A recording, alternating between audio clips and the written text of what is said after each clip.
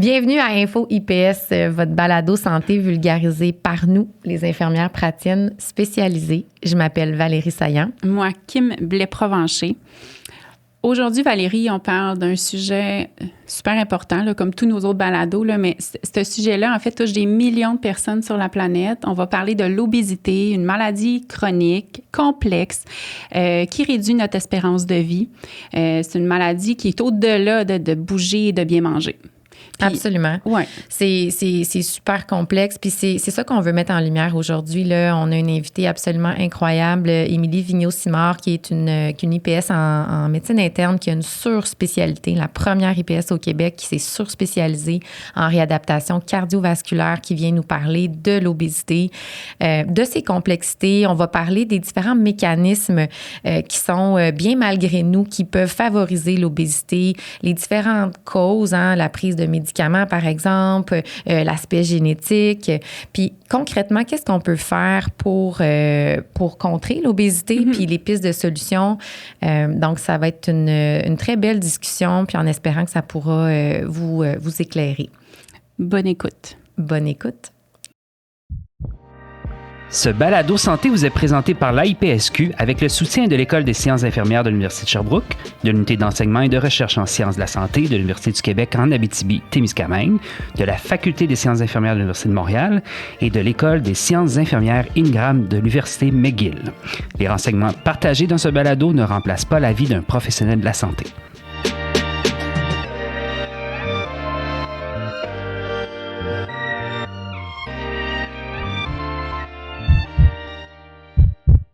Alors, Émilie, bienvenue à Info IPS.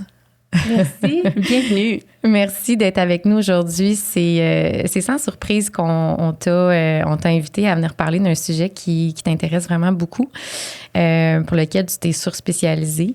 En fait, je te connaissais pas beaucoup, mais on a une collègue dans l'équipe qui a été sans hésitation, là, qui a nommé ton nom pour venir nous parler d'obésité. Fait que je suis vraiment contente que tu aies accepté l'invitation.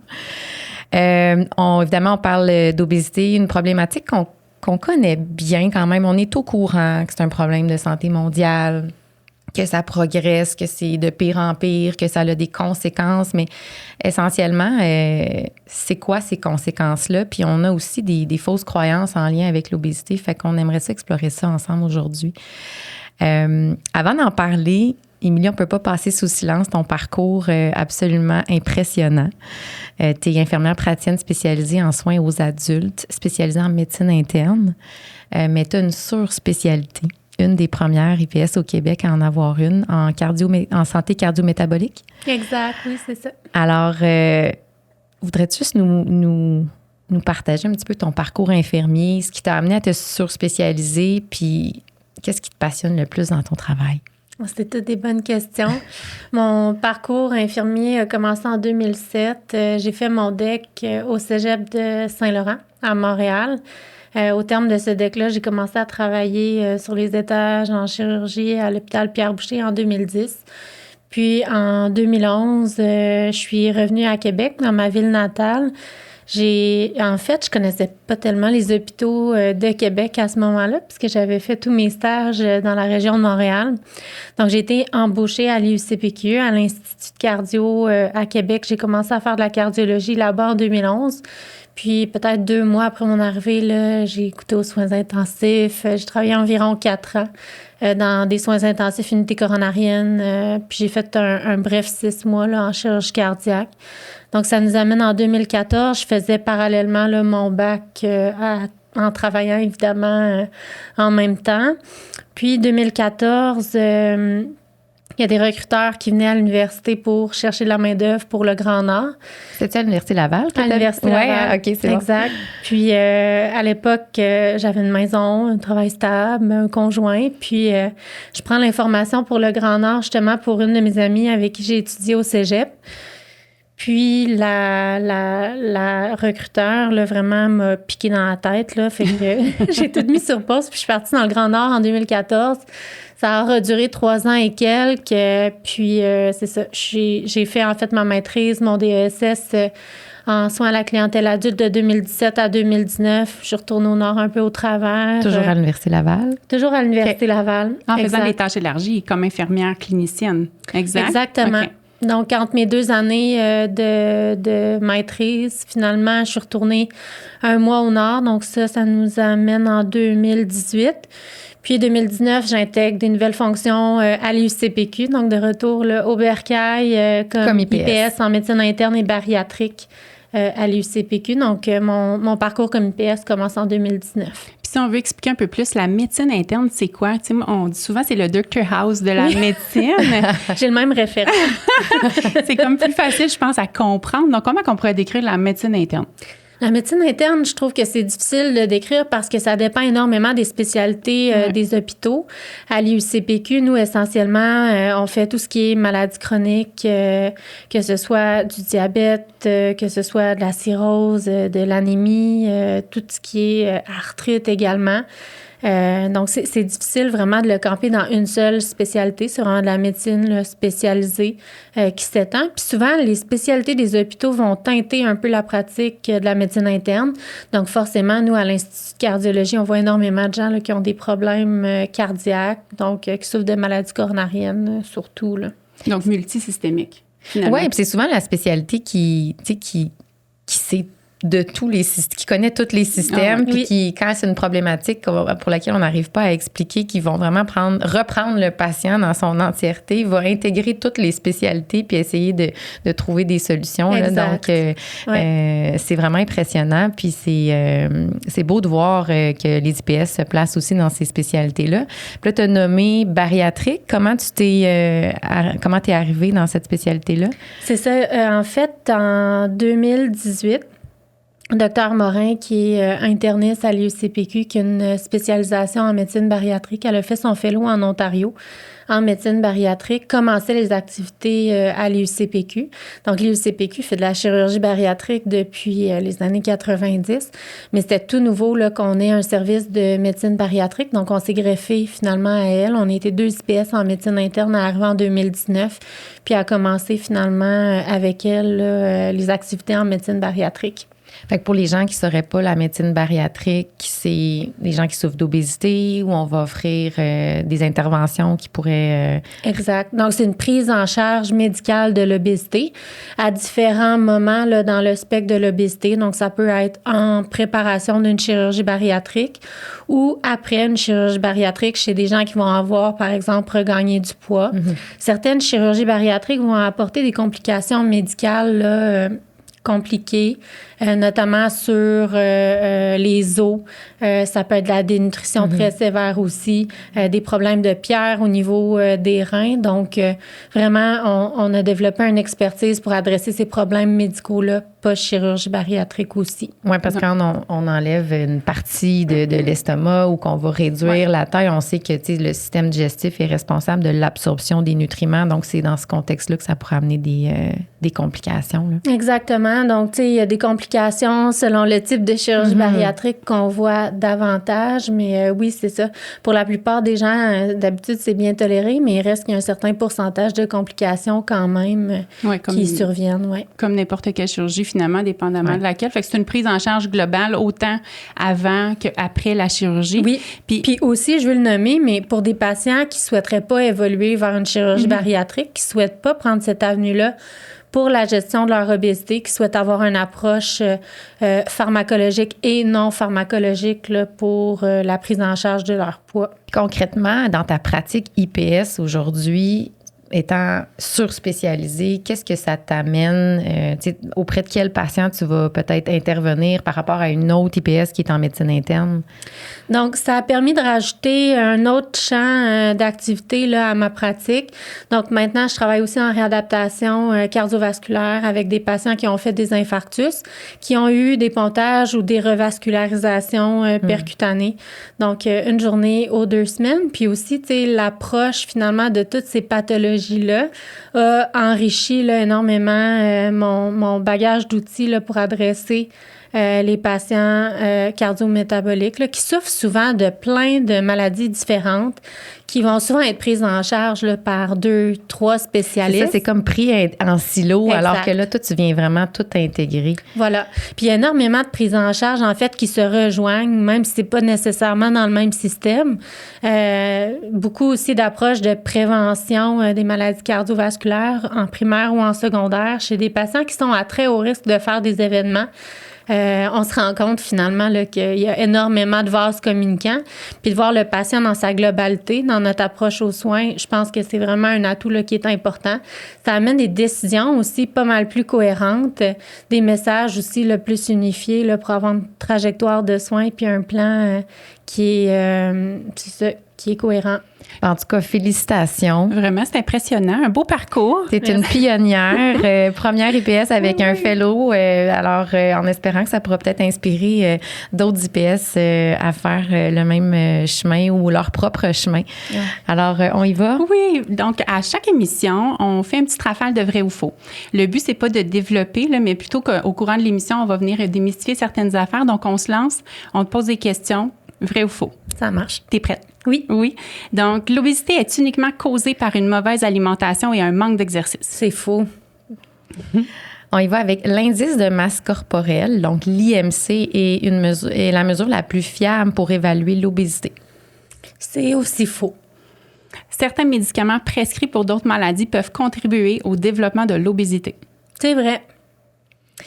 Les enjeux de santé mentale, par exemple, surtout les troubles de l'humeur, dépression, anxiété, le TDAH, pour donner un exemple, et l'obésité sont des conditions qui sont souvent reliées. C'est vrai aussi. L'obésité augmente le risque de développer certains types de cancers. C'est vrai. On voit, c'est vrai. Sans équivoque. Sans équivoque. Celle-là, je la trouvais vraiment intéressante. Un manque de sommeil augmente la production d'une hormone qu'on appelle la ghrelin, mais qui enverrait un signal de faim puis qui contribue au développement de l'obésité. Oui, c'est vrai aussi. Les régimes extrêmes sont une solution efficace et durable pour lutter contre l'obésité. C'est faux, malheureusement. Ça peut être efficace, mais pas durable. Les aliments ultra transformés, en fait, augmentent la sensation de faim malgré leur apport calorique élevé et vont contribuer au développement de l'obésité. C'est vrai. L'excès de graisse abdominale, donc la bonne vieille bédaine, là, est associé à un risque accru de mortalité prématurée, même en l'absence de d'autres problèmes de santé. C'est vrai. Et on conclut avec l'obésité réduirait l'espérance de vie. C'est vrai, malheureusement. Puis, mettons dans ta pratique, là, y a-t-il une fausse croyance que tu vois ou que tu entends souvent? Ça serait laquelle? On serait curieux de t'entendre là-dessus. Je pense que la fausse croyance qui est le plus véhiculée, c'est vraiment que l'obésité est uniquement une question d'habitude de vie. C'est une croyance qui est véhiculée, tant de la part de la population qui comprend l'obésité de cette façon-là, mais malheureusement aussi par beaucoup de professionnels de la santé. Pour m'y intéresser depuis 5 ans, c'est tellement plus complexe que ça. Là. C'est clair, là, puis Santé Canada l'a mentionné, c'est une maladie qui est chronique, quand même. Là, on le reconnaît comme une maladie au même titre qu'on reconnaît le diabète ou l'hypertension. Donc, c'est pas une maladie qui est banale, c'est une maladie qui a besoin d'une prise en charge globale par les professionnels de la santé. Du moins, on est là pour les aider. Puis on commence-tu par démystifier un peu c'est quoi notre obésité? Oui, bien, je trouvais ça intéressant parce que, tu sais, on a lu beaucoup par rapport à ça, puis j'avais lu une phrase qui disait qu'on meurt maintenant plus d'obésité qu'on meurt de dénutrition ou de malnutrition. Puis ça fait un peu un choc de lire ça. Tu sais, il y a beaucoup d'années, on pensait aux pays sous-développés, puis les gens mouraient de faim, ce qui arrive encore. Mais on est vraiment dans une autre perspective aujourd'hui que depuis 50 ans, là, depuis les années 70, il y a vraiment, vraiment une croissance incroyable au niveau de l'obésité, puis on s'y intéresse. C'est quoi la santé métabolique, puis c'est quoi l'obésité? L'obésité, c'est vraiment défini en fait comme une quantité anormale ou excessive de tissu graisseux. Puis ce tissu graisseux-là va impacter négativement la santé. Ça augmente évidemment le risque à long terme de complications médicales, puis ça réduit l'espérance de vie. C'est la définition là, sur laquelle on s'entend. Donc, l'obésité comme telle, définie par le IMC, n'est pas nécessairement évocateur de mauvaise santé, mais on sait que l'excès de tissu adipeux va sécréter plein d'hormones, puis souvent beaucoup aussi de facteurs inflammatoires qui vont un peu mettre le terrain pour le développement de plusieurs maladies chroniques. Puis on sait dépendamment, le gras est situé où, et certains gras est plus dangereux que d'autres. C'est au niveau de la morphologie. Tout à fait. Puis de plus en plus dans les études fondamentales, on va justement un peu étudier là, la dysfonction du tissu graisseux. Donc, il y a des tissus graisseux qui vont pas nécessairement entraîner de maladie. T'sais, on en a tous dans notre pratique des patients qui vont souffrir d'obésité, puis ils vont avoir des taux de lipides normaux, ils vont avoir des diabètes qui sont... en fait, ils n'auront pas de diabète, donc des glycémies normales. Pas de maladie cardiovasculaire, on évalue leur risque. Il n'y a rien vraiment à se mettre sous la dent, mais vraiment, dans cet excès de tissu adipeux, des fois, le tissu il va se comporter d'une façon X, va sécréter, c'est ça, plein d'hormones, plein de substances pro-inflammatoires qui, elles, là, finalement, là, vont amener l'apparition de maladies chroniques qu'on connaît, là. Diabète de type 2, hypertension artérielle, maladie cardiovasculaire athérosclérotique, infarctus AVC, puis plein d'autres là, maladies également.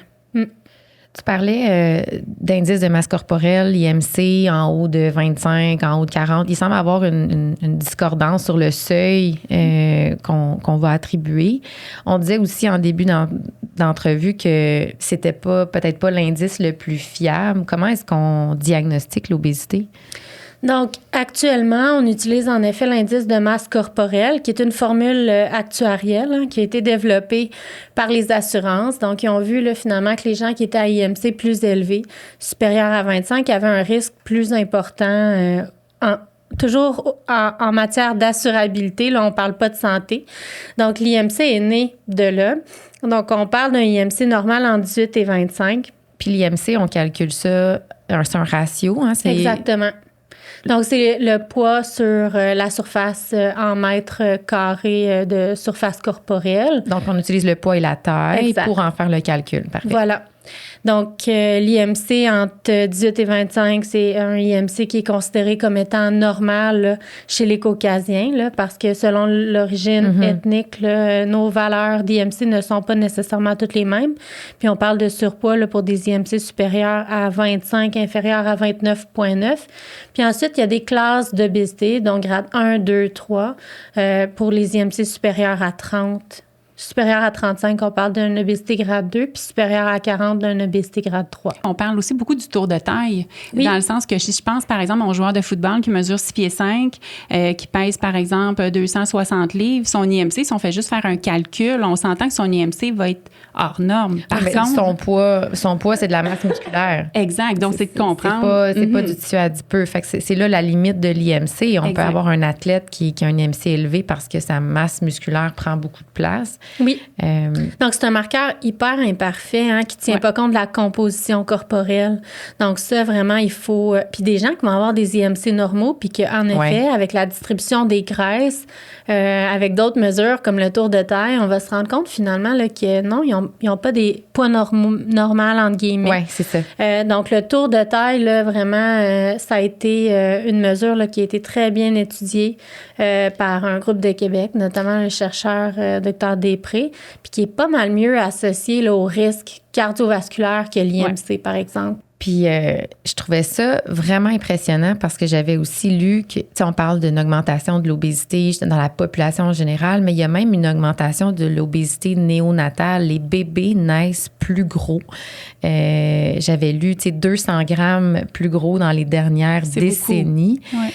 Puis, il faisait un scan particulièrement pour voir le poids, la distribution. Puis, c'était vraiment du tissu adipeux qui était en en ajout. Là, c'est pas parce que les bébés sont plus musclés ou des plus gros os. Là. Ça, c'est préoccupant. Hein? Je pense que ça dénote aussi l'impact de la problématique tant sur la clientèle adulte, mais aussi sur ce qui s'en vient. Ça m'a amené à te poser la question, tu sais, au niveau de l'imagerie. On parlait de l'IMC, du tour de taille. Qu'est-ce qu'on utilise actuellement comme imagerie pour essayer de voir à l'intérieur, tu sais, de la distribution des graisses? Souvent, en fait, dans une évaluation initiale en médecine bariatrique, on va faire des balances bio-impédance qui, elles, vont calculer la distribution de tous les tissus, donc l'eau corporelle, la masse grasse, puis la masse maigre, donc ce qui est os, muscle. Puis de façon vraiment intéressante, avec certaines balances bio-impédance, on va pouvoir aussi voir le niveau de graisse viscérale. Donc on sait que c'est davantage les graisses viscérales qui sont associées là, tant aux maladies cardiovasculaires qu'au développement de comorbidité avec l'obésité. Donc souvent, ça nous permet en fait d'avoir une mesure au temps zéro, avant de débuter là, soit un traitement médical ou des interventions non pharmacologiques, de la composition corporelle. Puis, chez des patients qu'on va suivre, disons, sur 6 mois, chez qui, par exemple, on ne débutera pas de médication, qu'on va travailler sur le changement des habitudes de vie, des fois, le poids, il ne bougera pas tant, mais la graisse viscérale va diminuer, la masse musculaire va augmenter, le gras viscéral va diminuer. Donc, c'est une façon, en fait, d'apprécier aussi certains résultats, puis de se décoller un peu du suivi du poids. J'avais envie de te demander, c'est quoi le gras viscéral, tu sais, juste pour que les gens comprennent bien. C'est vraiment l'infiltration de gras au niveau des organes. Donc, en obésité, là, on peut avoir du gras qui s'infiltre au niveau du cœur, au niveau des reins, au niveau du foie. Au niveau du foie, on appelle ça le foie gras. Là. Souvent, les gens qui ont eu des échographies du ventre peuvent se faire dire ça, des fois par le technicien ou le radiologiste. Puis cette infiltration-là de gras à long terme crée de l'inflammation, peut créer de la cicatrice sur les organes, puis amener justement là, des mauvais fonctionnements là, de nos organes. Donc, surtout abdominal. Qui serait surtout localisé au niveau abdominal. Les viscères, hein? Donc, les viscères, du gras viscéral. Puis, on en voit chez les enfants, je trouve, des stéatoses hépatiques. Donc, des foie gras chez les jeunes. Aux États-Unis, c'est aussi un fléau, là. C'est rendu la première cause, d'ailleurs, là, de cirrhose en Amérique du Nord. Là. Donc, anciennement, c'était beaucoup l'alcool. Hein? Mais là, on a des cirrhoses ou des stéatoses hépatiques qui sont non alcooliques. Donc, c'est vraiment préoccupant. Là. Fait que, puis, justement, tu disais que ça peut amener au mauvais fonctionnement de l'organe. Ça libère des choses inflammatoires. C'est quoi que ça fait concrètement? Bien, en fait, tu l'as abordé en partie. Donc, selon l'organe, l'infiltration de gras va amener de l'inflammation. Cette inflammation-là va amener, si on prend par exemple le foie à 1 degré là, de stéatose, donc de foie gras, l'inflammation sur plusieurs années, avec des plus ou moins bonnes habitudes de vie parfois, là, tu sais, c'est souvent pas uniquement l'obésité, mais ça peut être une consommation un peu plus accrue d'alcool aussi, là, qui va être néfaste pour la santé hépatique. Ultimement, ça va faire finalement de la cicatrice au niveau du foie. Puis quand on a un certain niveau de cicatrice au niveau du foie, c'est ce qui s'appelle une cirrhose, là, finalement. Donc, on peut avoir ce phénomène-là au niveau du foie. On peut avoir ce phénomène-là aussi à l'intérieur des artères. Donc, le terrain pro-inflammatoire est nécessaire à la formation de plaques dans les artères. Donc, c'est pour ça aussi qu'on voit notamment là, chez les patients obèses plus de maladies cardiovasculaires. Donc, on parle d'AVC et d'infarctus. Ça amène un terrain très propice à l'inflammation qui est nécessaire finalement à l'installation de plein de maladies. Donc, le gras qui s'accumule au niveau des vaisseaux, qui éventuellement, justement, des plaques de cholestérol, comme on parle, qui pourraient se loger au niveau du cœur, puis causer un blocage. Exactement. Anciennement, on réfléchissait l'athérosclérose comme étant seulement un problème de cholestérol. De plus en plus, on sait là, que c'est plus compliqué que ça. Ça prend en effet un peu d'inflammation pour irriter l'intérieur des vaisseaux, pour que le terrain soit propice à ce que le gras s'accumule à l'intérieur des artères, créer de la plaque. Cette plaque-là peut avoir plein de caractéristiques, être stable ou pas stable. Puis la majorité des événements cardiovasculaires vont survenir comme ça, un détachement de cette fameuse plaque-là qui va aller ensuite obstruer un vaisseau au niveau du cœur ou au niveau du cerveau. Si c'est au niveau du cerveau, on appelle ça un AVC. Si c'est au niveau du cœur, un infarctus. Mais la physiopathologie derrière cette maladie-là là, est essentiellement la même. qui arrive, c'est que ça prive l'organe en question d'oxygène. Quand ça obstrue, c'est ça la problématique, puis ça amène les conséquences qu'on connaît. Donc, en résumé, quelqu'un peut avoir un IMC normal, mais avoir un gros facteur de risque ou avec une adiposité viscérale, donc des gras sur les organes internes, puis être à risque de complications quand même. Exact. Puis à l'inverse, avoir un IMC élevé, puis avoir un tour de taille normal, pas d'adiposité viscérale, pas non plus d'autres marqueurs de santé cardio-métabolique qui nous préoccupent. Cette personne-là peut être métaboliquement saine également, mais chose certaine, on sait qu'avec des IMC élevés, vient une prévalence plus importante de maladies chroniques. Fait qu'on est plus à risque, finalement. Fait que l'obésité peut conduire à multiples comorbidités quand même, là. Donc, qu'est-ce que ça l'amène, l'obésité, sur du long terme? On le comprend, ça ne sera pas notre poutine qu'on va avoir mangé un samedi soir une fois de temps en temps, là. On comprend, c'est des irritants, c'est des espèces d'agressions sur notre corps sur du long terme qui nous amènent à augmenter nos facteurs de risque et à amener un poids qui est un peu hors cible, là, au niveau de l'obésité. Fait que sur du long terme, qu'est-ce que ça peut apporter de vivre avec l'obésité? Donc, on a parlé d'entrée de jeu là, que ça diminuait la quantité de vie, donc ça diminue l'espérance de vie, mais ça diminue aussi la qualité de vie. Donc ça, c'est assez intéressant là aussi à savoir. Au niveau, en fait, des patients qui ont entre 20 et 39 ans, généralement, là, pour les patients qui ont une obésité grade 1, donc un IMC là, entre 30 puis 35. Chez les femmes, l'espérance de vie va être réduite de 5,6 ans, puis chez les hommes, là, de 5,9 ans. Donc, j'explique souvent à mes patients que, bon, l'espérance de vie, c'est une chose, mais le nombre d'années en bonne santé, ça, c'en est une autre. Oui. Puis ça, c'est assez impressionnant parce que chez cette même population-là, les patients qui ont une obésité grade 1, les femmes vont vivre 14,6 ans de moins bonne qualité de vie. Puis obésité grade 2, IMC supérieur à 35, 19,1 ans. Pour moi, vivre 20 ans en mauvaise qualité de vie, là, c'est nettement pire que de diminuer ma quantité de vie. Vraiment. Donc ça implique, justement, là, vivre soit avec des maladies chroniques, avec des douleurs, avec des limitations physiques. Une espèce de prison dans notre corps, là, de se dire, au niveau des voyages, au niveau des activités, de s'occuper de nos petits-enfants, sur du long terme, le ça a un moral impact. aussi, l'impact. On fait souvent référence, Émilie, les conséquences de l'obésité, les 4 M. Donc, métabolique, on en a parlé beaucoup, là, tout ce qui est les vaisseaux, le diabète, etc., mais aussi des conséquences qui sont monétaires, mécaniques et mentales. Fait que voudrais-tu t'en parler un petit peu? Oui, c'est ça, mais en fait, c'est un cadre qu'on utilise pour l'évaluation de l'obésité qui démontre à quel point est-ce que, justement, c'est complexe. On sait, justement, pour tout ce qui est des causes sociales, que les patients qui souffrent d'obésité, souvent, vont être à plus faible statut socio-économique, plus faible éducation. Donc, tout ça a un impact sur le type de choix qu'on fait pour notre santé. Donc, souvent, ça va être une limitation aussi à la prise en charge de l'obésité. Puis, il faut en tenir compte, je pense, comme professionnel de la santé, là, dans le type d'intervention qu'on met en place. Ensuite, en effet, là, toutes les causes de santé mentale qui peuvent favoriser l'apparition d'obésité. On pense à la dépression, à l'anxiété, aux troubles déficitaires de l'attention, puis aux troubles alimentaires également.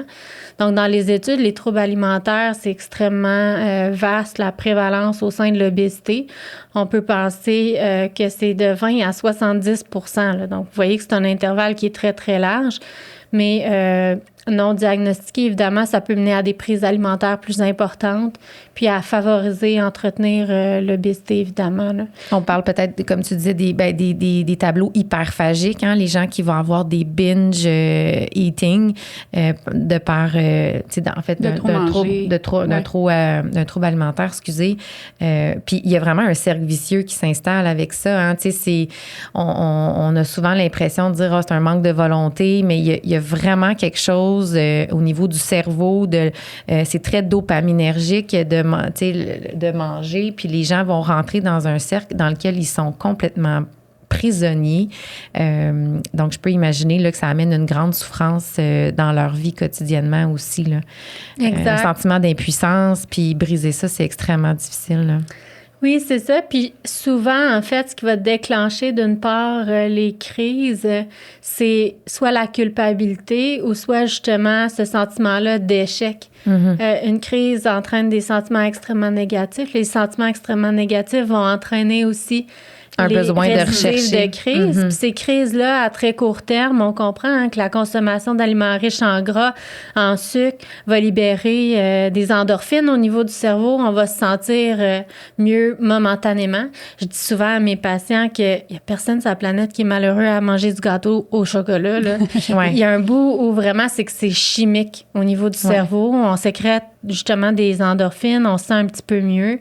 L'estomac qui se distend aussi, là, ça amène un certain sentiment d'apaisement. Les tensions artérielles baissent, au même titre, par exemple, qu'un fumeur. Là, la comparaison est boiteuse, mais le système de récompense, par contre, sur lequel ces aliments-là jouent, c'est le même. C'est le même, c'est une addiction. C'est le même, c'est les mêmes hormones aussi, les mêmes endorphines qui sont sécrétées au niveau du cerveau. Puis qui est temporaire aussi, parce qu'on le sait que justement, le gâteau, 1 heure après, on va avoir encore faim.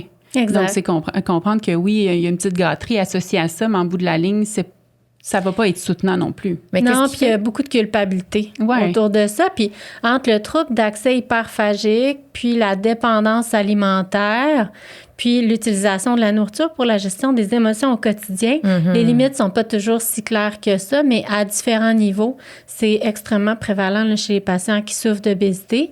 Puis, à l'inverse, c'est un comportement qui est quand même typiquement humain. Là. Ouais. On le fait tous, des fois, là, manger nos émotions après une journée difficile ou une mauvaise nouvelle. Puis c'est pas 100% non plus des gens qui font ça, qui souffrent d'obésité. Donc, il y a cette nuance-là aussi, je pense, qui est extrêmement importante. Au même titre que certains vont aller consommer du vin ou vont aller chercher un autre mécanisme.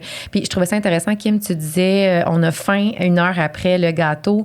Qu'est-ce qui fait que certains aliments vont amener un sentiment de satiété plus prolongé versus d'autres aliments qui, par exemple, pour le même apport calorique. C'est quand même complexe, la faim. Hein? Il y a la faim qu'on dit physique. Donc, celle vraiment qu'on ressent, sensation de ventre creux, les gargouillis. Puis la faim psychologique. Donc, là, vraiment, de distinguer des fois les deux, c'est pas toujours évident. Mais en effet, là, à calories égales, des fois, selon la teneur en protéines, en lipides, ça amènera pas nécessairement là, le même sentiment de satiété au long terme. Donc, il faut comprendre que quand on mange, la nourriture, bon, évidemment, va dans l'estomac, ensuite dans l'intestin, le petit intestin, qui, lui, va sécréter plein de peptides, dont un qu'on connaît très bien, le GLP-1. Cet agoniste-là du GLP-1 va avoir un effet sur le contrôle des glycémies, mais il va aussi avoir un effet sur le cerveau là, pour justement donner un sentiment de satiété. De façon vraiment intéressante, en obésité, ce qu'on a remarqué par différentes études fondamentales, c'est que les patients qui souffrent d'obésité ont souvent besoin de plus grandes quantités alimentaires pour avoir le même sentiment de satiété, donc de rassasiement. C'est facile, j'ai plus faim, je pose la fourchette, j'ai assez mangé. Donc, ça aussi, on voit là, qu'il y a une perturbation là, de la sensibilité au GLP-1 là, au niveau du cerveau en obésité. Puis t'en parlais au niveau des GLP-1. Si on y va au niveau des traitements, au niveau des médicaments, on en parle beaucoup. Là. Oui, il y a le non pharmacologique, puis on parle beaucoup de l'alimentation, de l'activité physique, puis effectivement de combiner le non pharmacologique avec, peut-être un pharmacologique, mais on s'entend, là, le traitement pharmacologique, il faut voir ça un peu comme un traitement sur une courte période non plus. On ne veut pas prendre des médicaments nécessairement sur du long terme, sur toute notre vie non plus. Est-ce que tu veux nous parler un peu, là, on parlait du GLP-1 que naturellement, on l'a déjà dans notre corps, donc la médication qu'on entend beaucoup parler sur les GLP-1 aussi. Oui, il y a beaucoup de choses dans ce que tu viens de nommer. C'est vrai que dans la prise en charge de l'obésité, il y a tout ce qui est non pharmacologique. Donc, changement des habitudes de vie, saine alimentation, faire de l'activité physique, idéalement 150 minutes par semaine. On voit dans les études que ça entraîne des pertes de poids généralement de 3 à 5 %. Pour ce qui est de l'approche pharmacologique, en effet, là, le GLP-1, c'est une classe de médicaments, une famille de médicaments qu'on utilise dans le traitement de l'obésité. Comme toute maladie chronique, ces traitements-là qu'on utilise vont être à long terme. Au même titre qu'on débute, par exemple, un antihypertenseur à un patient hypertendu, quand ses tensions sont belles, ça nous passe même pas par l'esprit de cesser le médicament parce que c'est une maladie chronique. Donc, c'est la même chose un peu en obésité parce que cette perturbation hormonale-là, dans les signaux de faim, de satiété, va revenir exactement à l'état de base. On va finalement jouer sur ces signaux-là en donnant de la médication. Mais le traitement va se donner évidemment à long terme. Quand on le cesse, on l'a vu dans les études, la plupart des gens reprennent l'entièreté de leur poids, même s'ils ont changé leurs habitudes alimentaires. Mais ma question pour ça, c'est que, par exemple, un patient souffre d'obésité, il y a des conséquences de ça, il y a de l'hypertension, il y a un diabète. On sait que ce sont des problématiques qui sont réversibles, qui peuvent être réversibles. Donc, s'il y a une perte de poids, on est capable d'enlever certains médicaments. Donc, ce que je comprends, c'est que la médication pour traiter l'obésité, elle, ne serait pas cessée dans ce cas-là. Non, c'est recommandé de la poursuivre à long terme. On observe du regain quand on cesse la médication. En effet, ça va améliorer. Souvent, la perte de poids va améliorer plein de paramètres, notamment la tension artérielle. Il y a une diminution des résistances. Donc, naturellement, les tensions artérielles vont être plus basses. Souvent, on va arriver à diminuer, voire même cesser les médicaments. Ça va dépendre évidemment du pourcentage de perte de poids qu'on arrive à obtenir. Même chose en diabète, ça va améliorer justement la sensibilité à l'insuline. Parfois, oui, en effet, on va être capable de tout enlever les médicaments pour le diabète. Des fois, malheureusement, chez des patients qui ont des durées de diabète très longues, ce ne sera pas nécessairement réversible dans tous les cas. Mais chose certaine, très peu de gens chez qui on est capable de cesser complètement les agonistes GLP-1 sans observer de regain pondéral. On l'a vu dans les études, on le voit également là, dans notre pratique. On a un recul de maintenant 6-7 ans là, en médecine bariatrique à Québec. C'est rare qu'on est capable, qu'on a du succès à cesser totalement la médication, malheureusement. Puis un patient qui nous demanderait combien de temps qu'on va prendre la médication, on leur dirait justement que ce serait un traitement sur du long terme. Donc, on n'a pas d'années à leur donner. On n'a pas d'années, puis on ne connaît pas non plus les avancées futures en termes d'obésité. Il y a tellement de médicaments qui se développent, il y a tellement de choses aussi qui peuvent changer. Je pense qu'évidemment, au cas par cas, c'est des choses qui se réévaluent. Il y a des patients, moi, dans ma pratique, qui doivent le cesser parce que, par exemple, la médication n'est plus couverte ou ils souhaitent tomber enceinte, donc ils veulent arrêter de prendre la médication.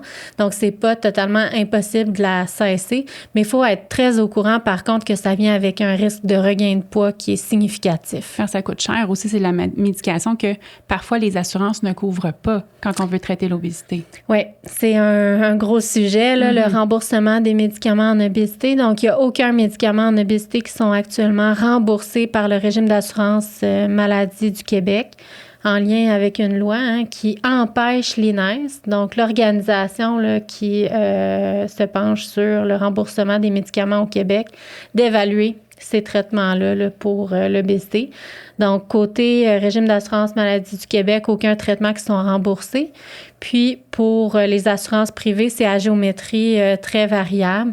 On a eu des avancées, on a reculé, avancé, puis c'est ça dépend aussi, en fait, du régime d'assurance. Donc, à assurance égale, disons, deux patients vont être avec la même compagnie d'assurance.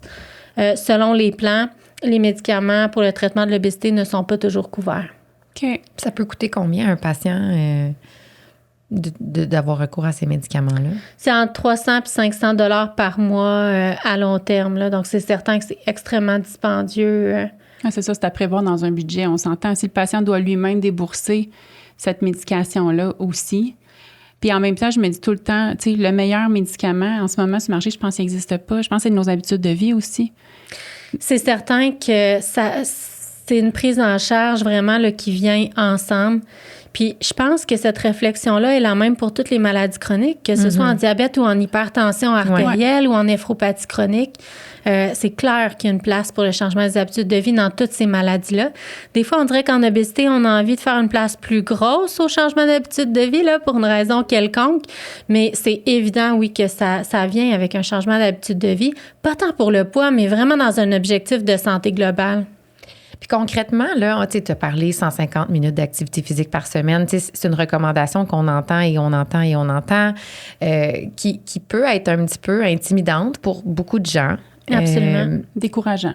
Oui. Parfois. Qu'est-ce que tu dis à tes patients là, qui sont en obésité, peu importe le niveau, là, c'est quoi les perles cliniques ou les trucs que tu pourrais donner pour les gens qui nous écoutent? C'est intéressant comme question, puis je pense que c'est là où l'approche infirmière est vraiment importante parce que, bon, il faut user de créativité, puis il faut aussi bien connaître notre patient pour savoir de où on part. Ouais. Donc, connaître les limitations, connaître les barrières aussi à la pratique d'activité physique, parce que je peux donner toutes les recommandations du monde. Si le patient a des limitations franches à marcher ses 10 000 pas par jour parce qu'il y a tellement d'arthrose dans les genoux, c'est impossible.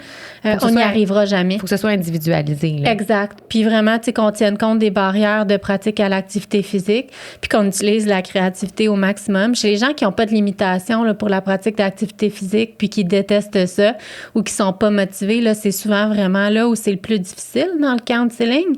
Donc, c'est de partir avec des objectifs vraiment qui sont réalistes, des objectifs aussi là, qui sont concertés. Donc, il faut s'assurer que le patient il soit vraiment aussi une partie intégrante de ces objectifs-là qu'on fixe.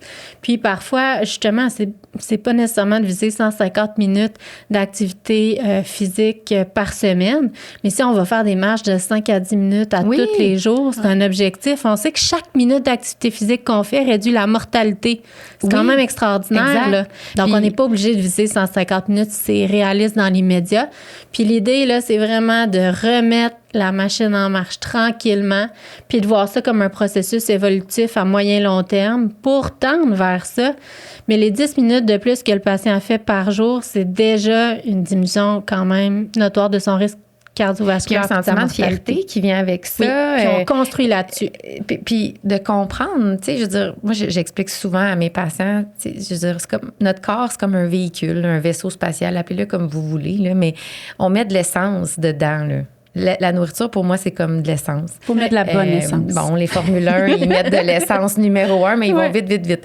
Ouais. Mais essentiellement, si on ne met pas la bonne essence dans le véhicule, à un moment donné, je veux dire, ça fonctionne de moins en moins bien, puis on arrête de fonctionner.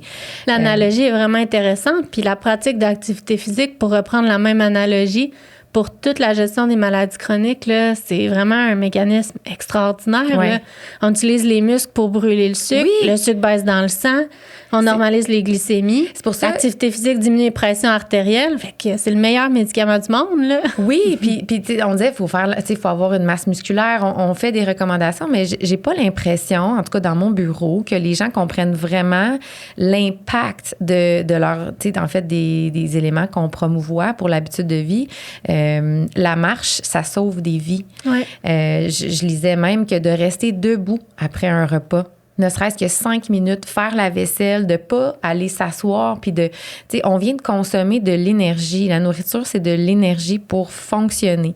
Donc, à ce moment-là, si on la consomme pas, puis qu'on consomme la majeure partie de notre énergie en fin de journée avec des aliments qui sont très, très, très riches, ben, le corps, il va le stocker à quelque part, puis c'est là qu'on parle de gras viscéral, etc. Fait que de faire un 5 minutes, de rester debout, on commence par ça, puis ça va déjà là consommer un peu l'énergie qu'on a ingérée, puis ça va nous sauver. Exact. Puis pour moi, dans les trucs, justement, tu sais, c'est vraiment de partir de ce que le patient est prêt à faire. Oui. L'activité pour des modes de vie très chargés, à quel moment est-ce que vous prévoyez réalistiquement faire votre activité physique? On sait aussi que de briser les séances d'activité physique, disons 2 fois 10 minutes, c'est aussi bon que de faire 20 minutes. Donc, de jouer également avec ça. Après ça, tu sais, on entend tout le temps se stationner plus loin, prendre les marches, blablabla.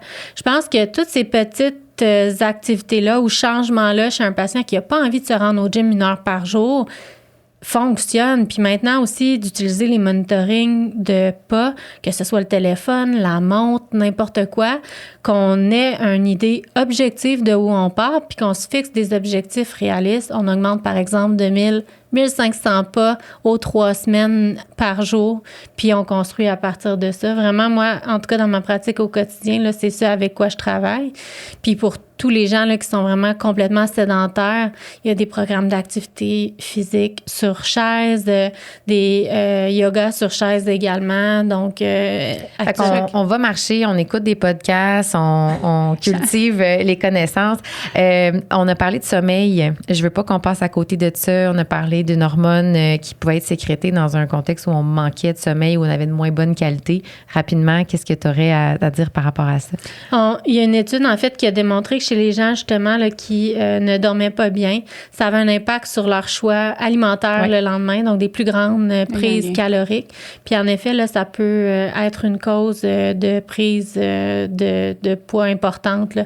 Donc, pour les gens qui dorment pas bien, pour les gens, justement, qui ont des horaires atypiques, pour les gens aussi qui souffrent peut-être d'apnée du sommeil, aller se faire dépister, aller se faire traiter, ça peut avoir un impact significatif sur le poids. Donc, si on ronfle, si on arrête de respirer la nuit, on fait des pauses. Si on a mal à la tête le matin en se levant ou qu'on s'endort le jour, demandez à votre IPS ou votre médecin de famille. Ça fait du sens aussi quand on est super fatigué, on a besoin d'énergie, donc on va aller vers des aliments plus sucrés. Hein? Je pense qu'on a tous déjà étudié très tard puis ressenti ça. Je voulais pas qu'on passe à côté des facteurs qui nous mettaient à risque d'obésité. Tu as parlé au début, là, une des fausses croyances que tu entendais beaucoup, c'était que c'était un manque de motivation, un problème d'activité physique, d'alimentation. On vient d'aborder le manque de sommeil, hein, qui est un facteur de risque. On a parlé de l'alimentation, notamment les aliments qui avaient des index glycémiques très élevés.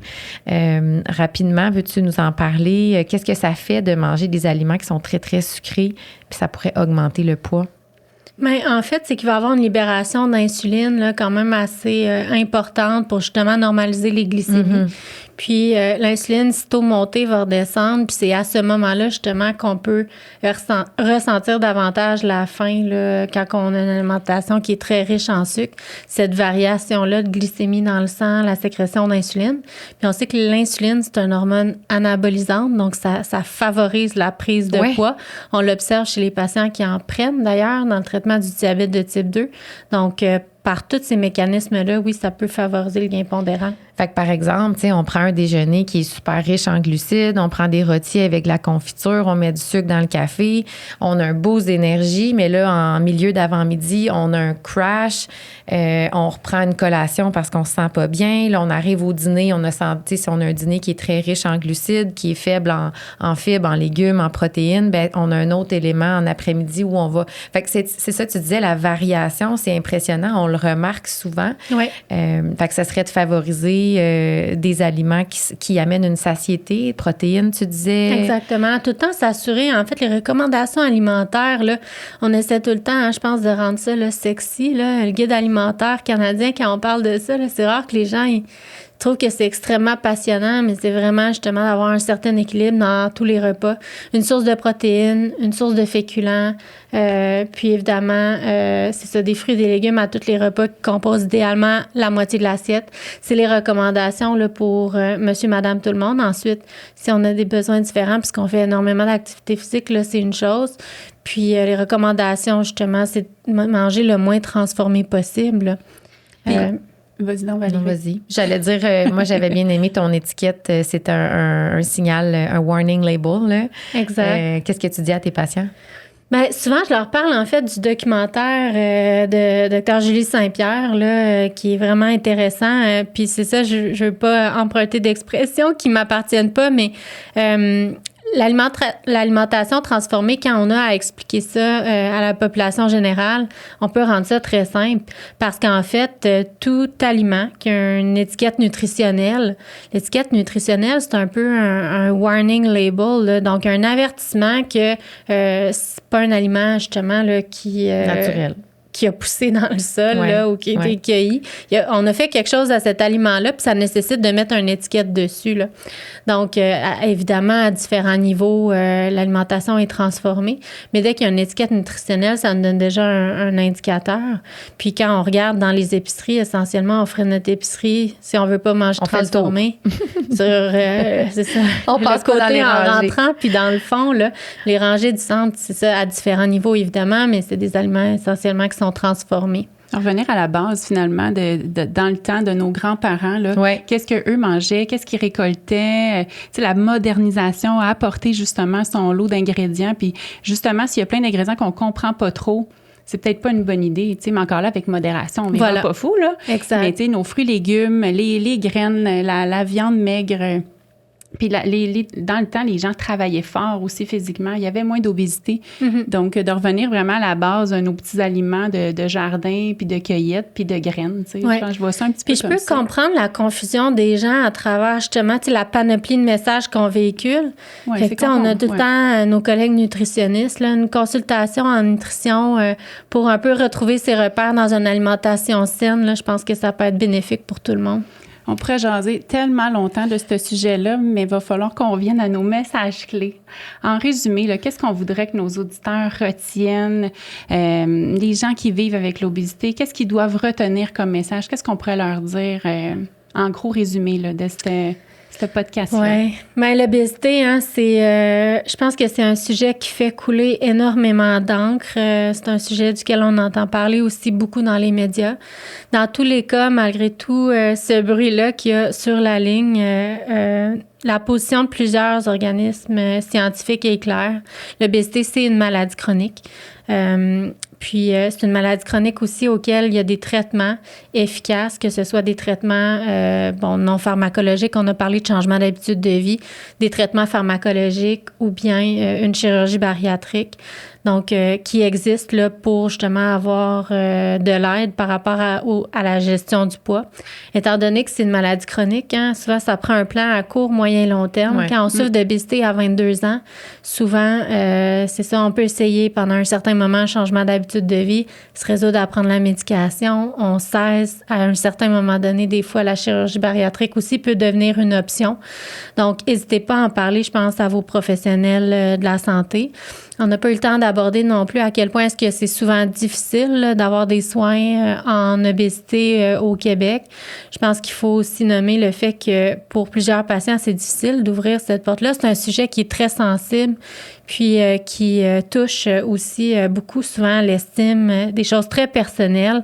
Donc, quand on essuie des refus ou des remarques disgracieuses ou indélicates en tentant justement d'aborder ce sujet-là de la part des professionnels de la santé, ça peut avoir comme effet justement là, de nous mettre une barrière ou un frein. Ça nous dissuade, ça nous démotive, puis il y a de la honte ou un Mais sentiment. mon message, c'est vraiment de vous tourner vers des gens ou des organisations ou des cliniques qui s'organisent de plus en plus d'ailleurs au Québec, là, qui font de la prise en charge médicale de l'obésité là, pour avoir ce support-là, cette aide-là, cette écoute-là, puis cette empathie-là, là, évidemment, que les patients qui souffrent d'obésité, comme n'importe quelle autre maladie chronique, que ce soit un cancer, que ce soit un diabète, ont. Là, pour moi, là, c'est vraiment important de mettre ça sur le même pied d'égalité. Puis il y a des ressources aussi gratuites qu'on va mettre dans la description de l'épisode, notamment sur les enjeux de troubles alimentaires, hein, les gens qui se reconnaîtraient peut-être dans les accès hyperphagiques, les pertes de contrôle au niveau des aliments. Il y a des groupes de soutien, il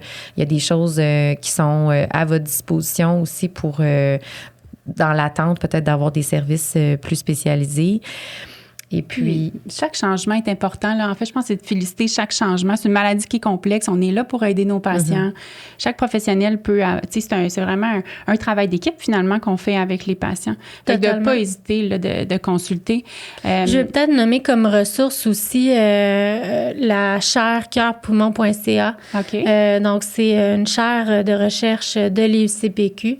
On a un groupe de soutien en obésité métabolique là, qui offre gratuitement 10 conférences par année. Oh, wow. Qui sont enregistrés, là, puis qui sont disponibles en rediffusion sur plein de sujets super intéressants, que ce soit la sexualité et l'obésité, l'estime de soi et l'obésité, les troubles alimentaires, les approches chirurgicales, les médicaments.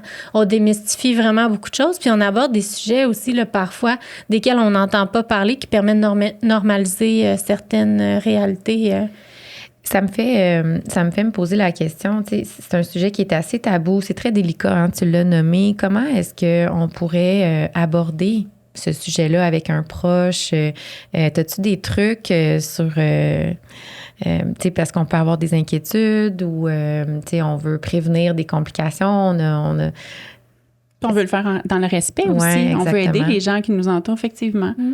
Souvent, c'est de poser directement la question à la personne, à savoir si c'est une porte qu'ils souhaitent ouvrir, de demander la permission dans un premier temps de discuter de poids, de ne pas assumer qu'il faut en parler parce que soit dans notre timing comme professionnel de la santé, ça fait partie d'une prise en charge globale.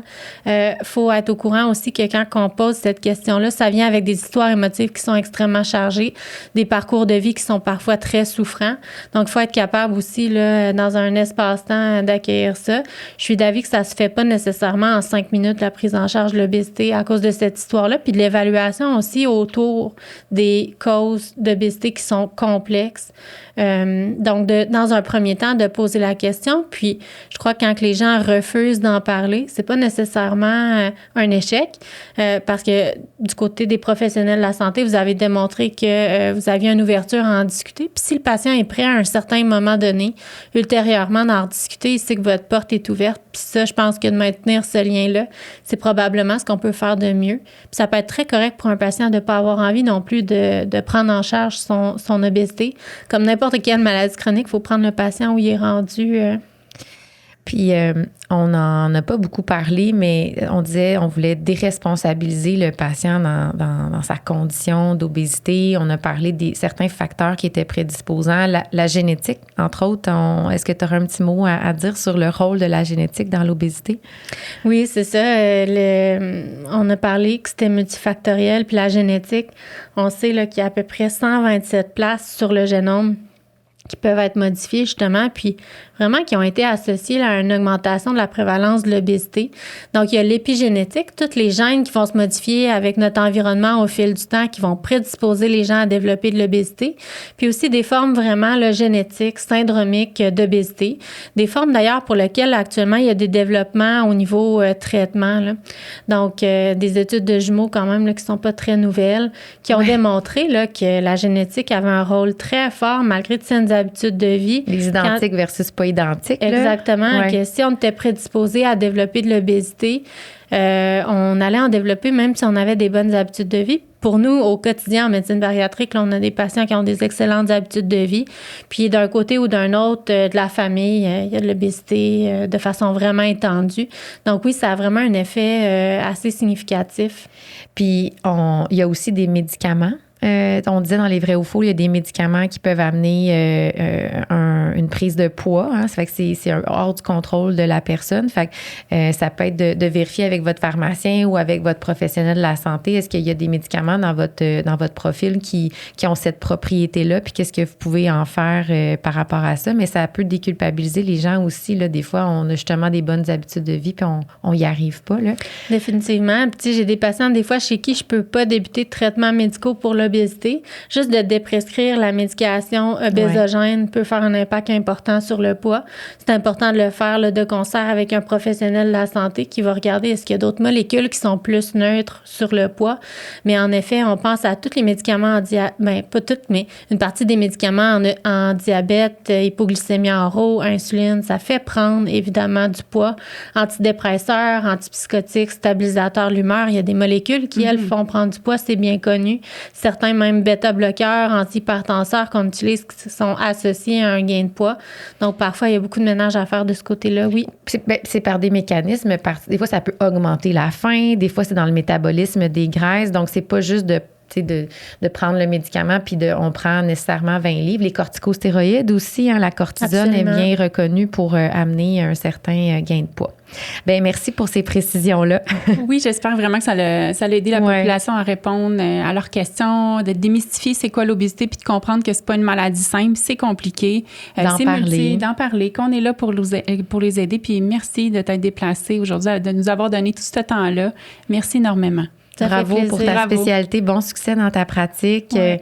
Donc, un petit rappel pour tout le monde qu'on va déposer des liens dans notre description là, avec des choses que Émilie nous a parlé aujourd'hui, des ressources aussi qui sont disponibles pour vous. Puis pour ceux qui ne l'auraient pas déjà fait, suivez-nous sur les réseaux sociaux, YouTube, Instagram, TikTok, Facebook pour ne pas manquer les prochains épisodes. Puis aussi, si vous avez des questions, commentaires ou des sujets, là, vous pouvez nous écrire à balado@aipsq.ca. Alors, d'ici là, prenez soin de vous.